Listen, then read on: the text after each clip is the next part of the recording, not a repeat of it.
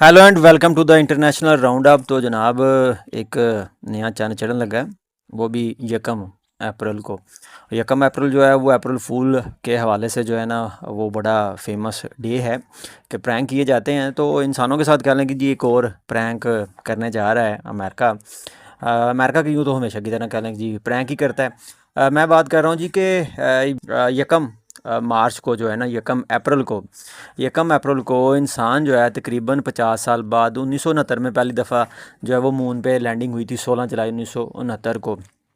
तो 31 साल वो और 26 साल 25 साल आप लगा लें, लगभग 57 ईयर्स के बाद जो है वो इंसान दोबारा से चांद पर लैंडिंग करने जा रहा है।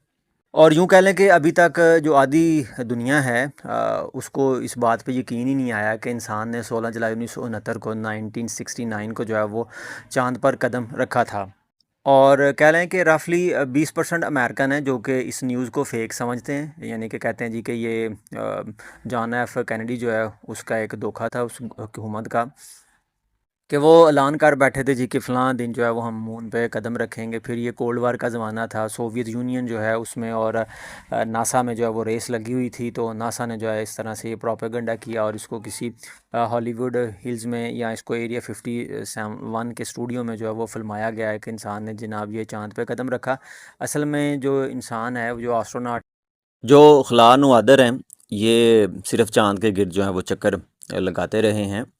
और ये जो कंट्रोवर्सीज़ थी ना, ये 7 साल बाद 1976 में उस वक़्त सामने आई, जब अमेरिकन नेवी के एक ऑफ़िसर ने रिटायरमेंट के बाद ख़ुद से ही एक बुक जो है वो पब्लिश कर दी, जिसमें ये आइडिया फ्लोट किया गया जी कि जनाब देखें, जॉन एफ कैनेडी जो है उसने 22 बिलियन डॉलर को जो है वो जस्टिफाई करने के लिए, कोल्ड वार को ख़त्म करने के लिए, रशिया सोवियत यूनियन को नीचा दिखाने के लिए जो है ये सारा प्लान किया है।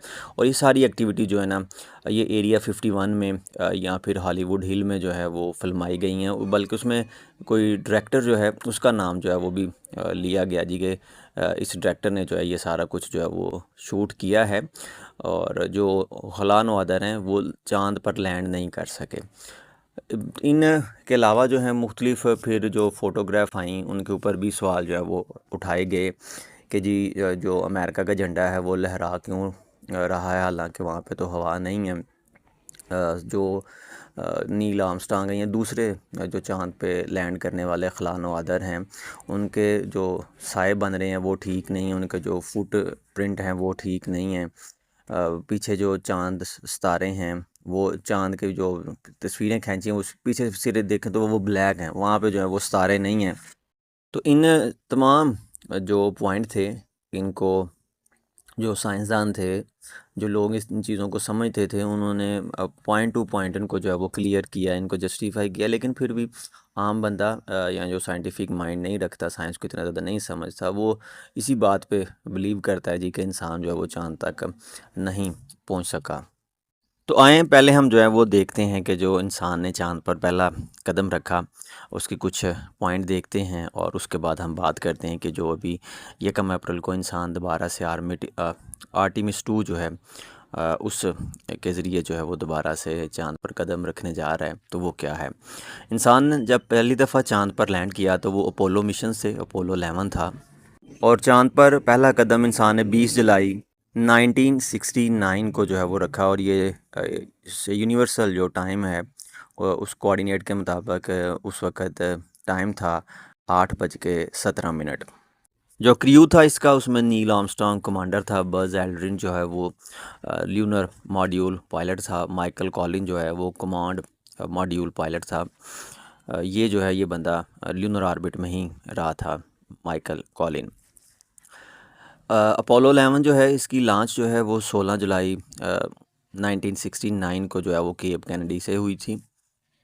और ल्यूनर मॉड्यूल ईगल उसने जो है वो सी ऑफ ट्रांक्विलिटी जो है उसमें लैंड किया था 8:17 पे। और नील आर्मस्ट्रांग ने वो फेमस रेडियो मैसेज जो है वो भेजा था, Houston tranquility base here the Eagle has landed. यानी कि ह्यूस्टन में जो बेस थी वहाँ पे मैसेज भेजा था कि जो ट्रांक्विलिटी बेस है वो यहाँ पे अब बन गई है और ईगल जो है वहाँ पे लैंड कर चुका है। ये कुछ उस तरह से था जब इनके बावजूद जो है जद्दे अमजद जो है वो यूके से कश्तियों पे बैठ के अमेरिका लैंड किए थे। और फिर इस ईगल लैंडिंग के 6 घंटे बाद जो है नील आर्मस्ट्रांग ने पहला कदम चांद पे रखा और इसका वो जुमला that's one small step for man, one giant leap for mankind. Buzz Aldrin ने इसके 19 मिनट बाद जो है वो नील आर्मस्ट्रांग को जो है वो ज्वाइन किया और दोनों ने 2.5 घंटे जो है वो आउटसाइड एटमॉस्फेयर में जो है वो गुजारे और वहाँ पे वो जो है वो पिक्चर भी खींची गई। तकरीबन 21.5 किलो सॉइल सैंपल जो हैं उनको भी इकट्ठा किया गया। और फिर आने वाले 3 सालों में यानी कि 1972 तक जो है वो 6 सक्सेसफुल मिशन जो है वो लैंड किए गए चांद के ऊपर। तकरीबन 12 जो एस्ट्रोनॉट उन्होंने जो है वो वाक किया।